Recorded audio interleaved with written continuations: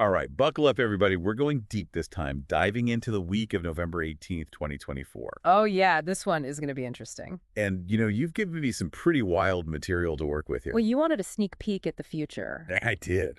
And this article from Turkish astrologer, Astrolocat, 1824 Kasim, 2024, Astrology Haftalık Busha Yorumları. 21 Kasim Mercury Dikkat is something else. No kidding. It's not your typical horoscope column. Definitely not. I mean, this astrologer goes way beyond just your basic sun sign predictions. Oh, yeah, they get into some pretty major global events, all through the lens of astrology. Which I have to say I'm fascinated by. Well, what's really got my attention is how they connect specific astrological events to potential real-world outcomes. Right, like it's not just, oh, Geminis might have a good day for shopping. It's more like, watch out, world leaders. Mercury's in retrograde. Exactly, and that's where I think things get really interesting for this deep dive. Okay, so for anyone listening who might not be totally fluent in astrology speak. Like they don't have their birth chart memorized. Haha, exactly. Can we break down why this whole Mercury retrograde thing is such a big deal? Sure, I mean, it seems to get a bad rep, doesn't it? It kind of does. Like Yeah. it's this cosmic boogeyman everyone's afraid of. Well, I think it's more nuanced than that. Okay, so nuance it for me. Basically, Mercury is the planet that rules communication, travel, technology, all that stuff we rely on in the modern world. So when it goes retrograde, like it is this week, it's like those areas of life get a bit wonky. Yeah, exactly. It's like the universe is hitting the pause button, asking us to slow down, reflect, review. Instead of just charging ahead full steam. Exactly. And what Astrolocat seems to be doing is taking that concept and applying it to world events, to individual leaders, to global organizations. And suggesting that this particular Mercury retrograde, especially potent on November 20th, 21st, and 23rd, could make things a little chaotic, shall we say. Potentially, yeah. Like it's creating this atmosphere where miscommunications, tech issues, delays, they're all more likely. And that's where Astrolocat doesn't hold back. Oh no, they name names. They do. They talk about how leaders like Vladimir Putin and Benjamin Netanyahu, both Libras, might clash with Gemini individuals. Specifically, they mentioned Donald Trump. Like there's this cosmic tension building between these signs. It's fascinating, isn't it, how they weave together astrology and current events, Okay, before we get too deep into the prediction rabbit hole. which, let's be honest, is pretty tempting. It is. Yeah.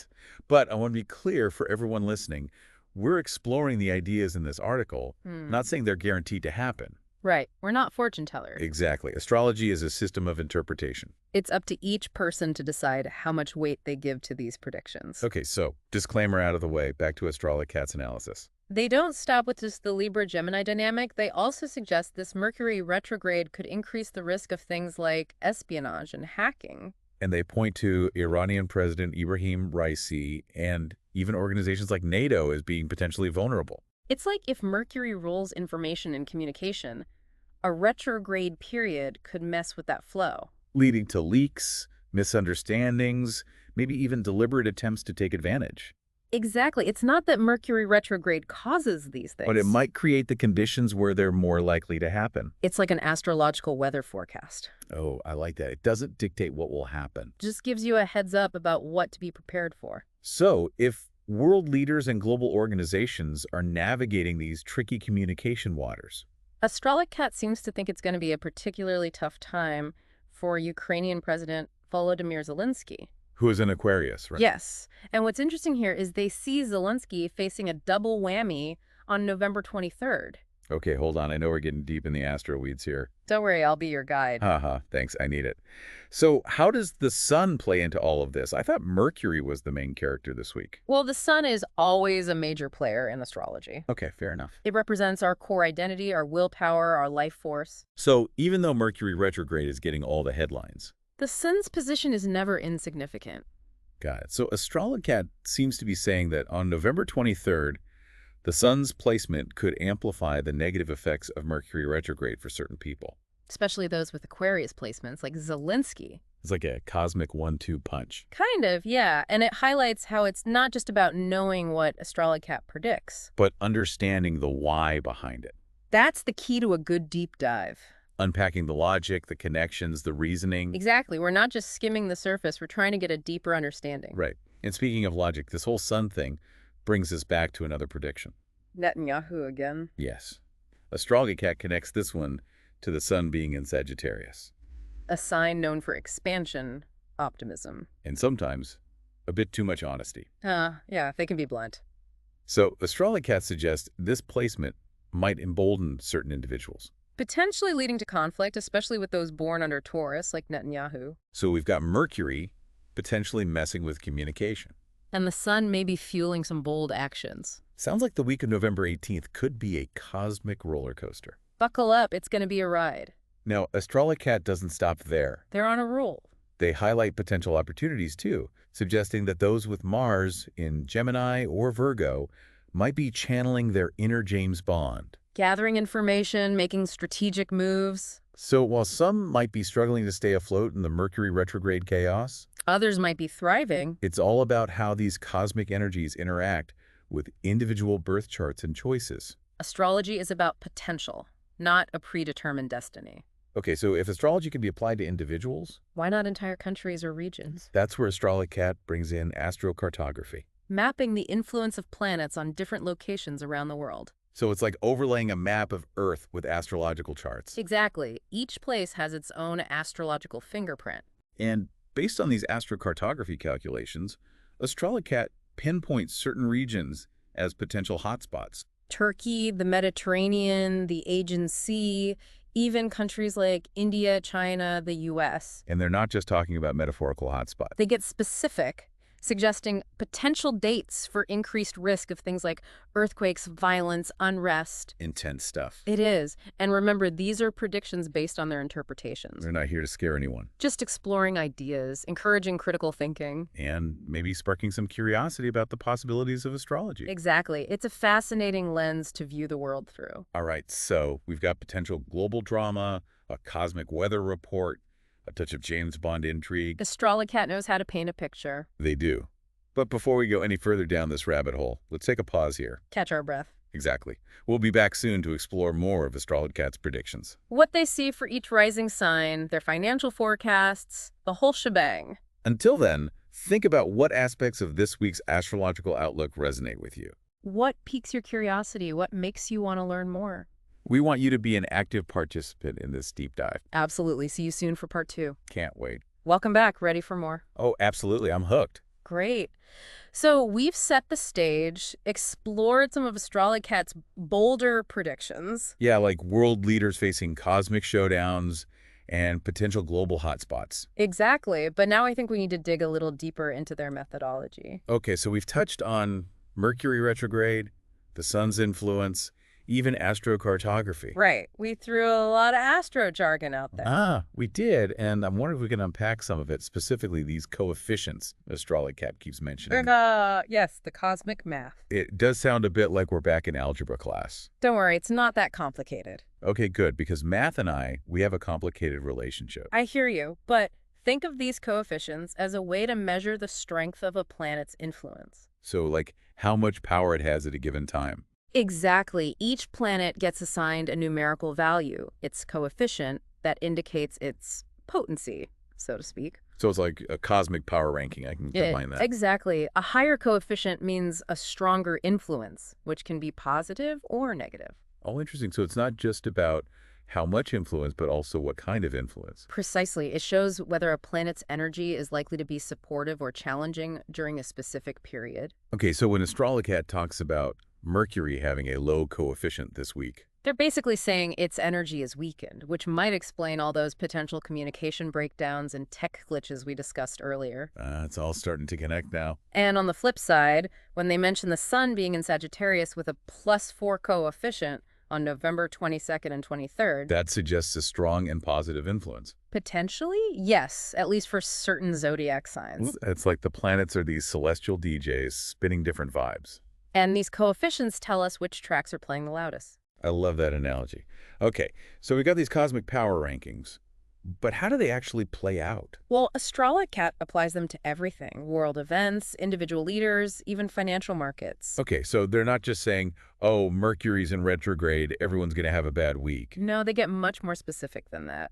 Which is what makes this deep dive so interesting. Exactly. It's not just general predictions. It's about how these planetary energies might manifest in different areas of life. So Like, they predict Putin and Netanyahu could face some serious unrest towards the end of the year. Even hinting at a possible assassination attempt against Putin in December. Wow, that's a heavy prediction. It is, and it's important to remember that these are just interpretations of complex astrological data. Right, we're not presenting them as guaranteed outcomes. No, of course not, but it's fascinating to see how Astrolocat connects the dots. And how they use these coefficients to paint a picture of what might be coming. Exactly. It's like they're giving us a glimpse behind the cosmic curtain. Now, I'm also curious about how these coefficients work on a more personal level, Ah, yes. They provide specific predictions for each rising sign. which is super helpful for our listeners who want to know how this might affect them directly. Absolutely. So they break down how this Mercury retrograde, along with other planetary positions, could impact different areas of your life, depending on your rising sign. So it's like a personalized cosmic weather report. Exactly, tailored to your astrological blueprint. I love that. Okay, so let's say my rising sign is Aries. Astrolocat suggests Aries risings might experience some disruptions in travel or education. Oh no, maybe I should postpone that trip I was planning. Maybe, or at least double check all your bookings and be prepared for some potential delays. Okay, good advice. And what about other rising signs? Well, they suggest Taurus rising folks should be cautious with their finances. So maybe hold off on any big investments. It might be wise, yes. They also delve into how this period might affect relationships, careers, creativity, all sorts of things. Wow, this is getting really specific. And that's what makes Astrolocat's approach so interesting. It goes beyond those generic sun sign horoscopes. It's about understanding how these cosmic energies might be playing out in your unique life. Precisely, it's like having a personalized astrological guide. Okay, so we've got potential global events, personalized predictions. What else does Astrolocat throw into the mix? Well, they also venture into some areas that you might not typically associate with astrology. Or like what? Predicting earthquakes, for example. Wait, hold on. They're predicting earthquakes based on planetary movements. It might sound unconventional, but they seem to have developed a system for it. This is wild. So how does it work? They look at specific astrological configurations that they believe correlate with seismic activity. And they even assign coefficients to different days, indicating the likelihood of earthquakes. Exactly. They call it the earthquake coefficient. Okay, I'm officially intrigued. What does this coefficient tell us for the week of November 18th? Well, according to their calculations, November 19th and 22nd have the highest earthquake coefficient. So those are the days to be extra cautious. Potentially, yes. They also mention specific regions that might be more susceptible, like Turkey, the Mediterranean, the Aegean Sea. Areas that are already prone to earthquakes, right? Exactly. And again, it's important to note that we're not seismologists. We're not endorsing these predictions as scientific fact. No, but it's a fascinating example of how Astrolocat applies astrological principles to a wide range of phenomena. Even those that might seem completely unrelated at first glance. Exactly. It's all about exploring different perspectives and considering how seemingly disparate areas might be interconnected. Okay, so we've got potential earthquakes on the radar. What else is on Astrolocat's cosmic forecast? Financial markets, believe it or not. They're analyzing the stock market through astrology. They are. They've assigned coefficients to things like gold, silver, oil, Bitcoin, even the Turkish stock market. It's like they've created a cosmic financial report. Kind of, yeah. They predict a potential dip in gold and Bitcoin on certain dates, while the Turkish lira is expected to remain stable. Fascinating stuff. Though I have to say, we're not offering financial advice here. Definitely not. Anyone making investment decisions should consult with a professional. Right, we're just exploring the ideas, not giving stock tips. But it's interesting to see how Astrolocat applies these astrological principles to such a wide range of areas. It really is. So we've got potential earthquakes, financial forecasts, specific predictions for each rising sign. It's a pretty comprehensive astrological roadmap for the week of November 18th. Astrolocat has certainly done their homework. They have, and whether you take these predictions literally or symbolically. It's amazing to see how they've connected astrological principles with real-world events and trends. It's like they're creating a cosmic narrative. A story that links the movements of the planets to our experiences here on Earth. Beautifully put, and that's the beauty of astrology. It offers a unique way to view the world. It encourages us to think about the interconnectedness of things. And the possibility that there's more to life than what we see on the surface. Okay, so we've covered a lot of ground here, from global events to personal predictions. We've explored Mercury retrograde, the sun's influence, astrocartography. But there's one more aspect of Astrologic's approach that I want to dive into. You're talking about the natal planet coefficients and astrological house coefficients, right? Yes. I'm so curious about those. Well, imagine having a personalized astrological profile. That reveals the strengths and weaknesses of different planets and areas of my life. Exactly, based on your birth chart. So it's like taking those general coefficients we talked about. And making them specific to you. Okay, I'm officially hooked. We have to explore this further. Absolutely. But before we get lost in the world of personalized coefficients, let's take a quick break. Good idea. We'll be right back to unpack this fascinating concept and see what it reveals about your unique astrological blueprint. Okay, so personalized coefficients. This is where it gets really interesting for me. I know, right? It's like taking all that cosmic energy we've been talking about and applying it directly to your life. Exactly. So we've got those two tables Astrolocat provides. The first one lists coefficients for each planet based on its zodiac sign. Right. So like if your Mars is in Gemini, you look up Gemini on that table and see what coefficient it has for that week. Okay, got it. And that number tells me how strong or weak my Mars energy is. Exactly. Is it fired up and ready to go? Or is it more like, ugh, I need a nap? Uh-huh. I love it. My Mars definitely needs a nap some weeks. We all have those gets. And then there's the second table, the one for astrological houses. Right. Can you remind me what those represent again? Sure. So remember how we talked about your birth chart being like a cosmic pie chart? With each slice representing a different area of life. Precisely. Career, relationships, finances, all that good stuff. Okay, yeah, I remember. So the second table shows the coefficients for each of those houses during a particular week. But here's the key. It's based on your rising sign. So it's not just about what house it is, but also how it relates to my rising sign. Exactly. So if your rising sign is Taurus, you'd look up the coefficients for each house as they relate to Taurus that week. Okay, so let's say the seventh house, the one about partnerships, has a high coefficient for Taurus during that week. That suggests partnerships are going to be a major theme for Taurus risings. Interesting. So it could bring opportunities for new relationships. Or maybe some challenges in existing ones. It all depends on the other aspects of your birth chart. So it's not just about good or bad. It's about what area of life is being highlighted. Exactly. It's like the universe is saying, hey, pay attention to this part of your life right now. Okay, I'm starting to see how this all comes together. So you've got the planetary coefficients from your birth chart, and then the house coefficients based on your rising sign. You combine those two, and you get this really personalized picture of what energies are most prominent for you that week. It's like a custom-made astrological forecast. Exactly, and I think that's what makes Astrolocat's approach so fascinating. It's not just about general predictions.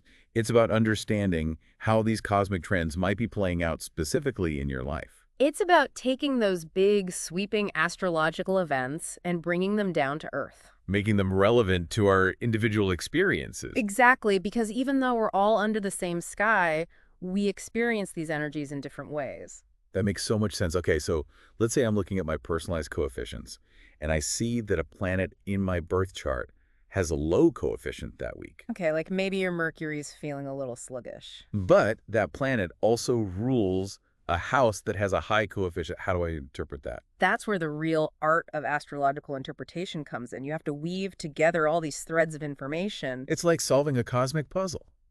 It is. So maybe it's like having a player on your team who's not feeling their best. But they're in a crucial position, so they still have a significant role to play.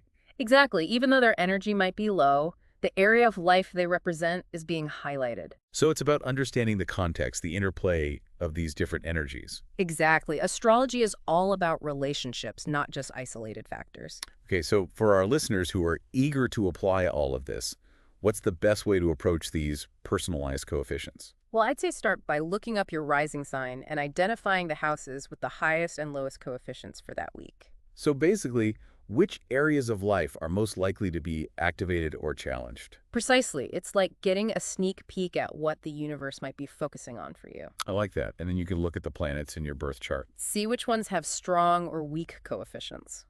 And consider how those planetary energies might play out in the areas highlighted by the house coefficients. It's like a cosmic treasure hunt, using your birth chart as a map and the coefficients as clues. This has been amazing. We've gone from global events to personalized insights, from Mercury retrograde to astrocartography. We even dove into the world of personalized coefficients. Astrolocat has given us a lot to think about. They have, and whether you take these predictions literally or symbolically. I hope our listeners have gained a new appreciation for the possibilities of astrology.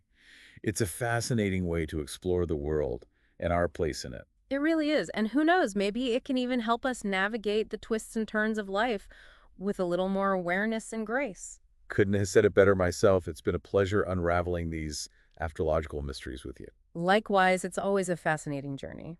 And for our listeners, if you want to delve deeper, be sure to check out the show notes for links to Astrolocat's full article and other resources. Until next time, keep exploring, keep questioning, and keep looking up at the stars. Beautifully said. Thanks for joining us, everyone, and until next time, happy stargazing.